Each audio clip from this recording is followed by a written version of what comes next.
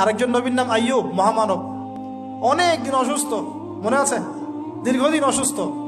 আইয়ুব আলাইহিস সালাম কখন এই দোয়া করেছেন? রব্বি আন্নী মাসসানিয়া দুররু ওয়া আনতা আরহামুর রাহিমিন। রোগ যখন আস্তে আস্তে আস্তে তার জিহ্বাতে এসেছে, জিহ্বা দিয়ে তিনি তার জিকির করতে কষ্ট হচ্ছে, তখন তিনি বলছেন, আল্লাহ আমাকে অনেক দুঃখ দুর্দশা স্পর্শ করেছে, আমি জিকিরটা ঠিক মতো করতে পারছি না, আল্লাহ আমাকে শেফা দান করো। সুবহানাল্লাহ।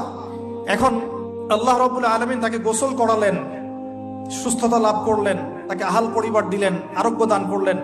শিক্ষা জীবনে যত বড়ই রোগ ব্যাধি বিপদ আপদ বালা মুসিবত আসুক না কেন, এই দোয়াটা পড়বো, আশাহত হব না, হতাশ হব না, আল্লাহর প্রতি সুধারণা রাখবো, দোয়া করবো, রব্বি আন্নী মাসসানিয়া দুর ওয়া আনতা আরহামুর রাহিমিন। ইনশাআল্লাহ শেফা হয়ে যাবে। আরেকজন নবীর নাম আইয়ুব, মহামানব। অনেক দিন অসুস্থ, মনে আছে? দীর্ঘদিন অসুস্থ। আইয়ুব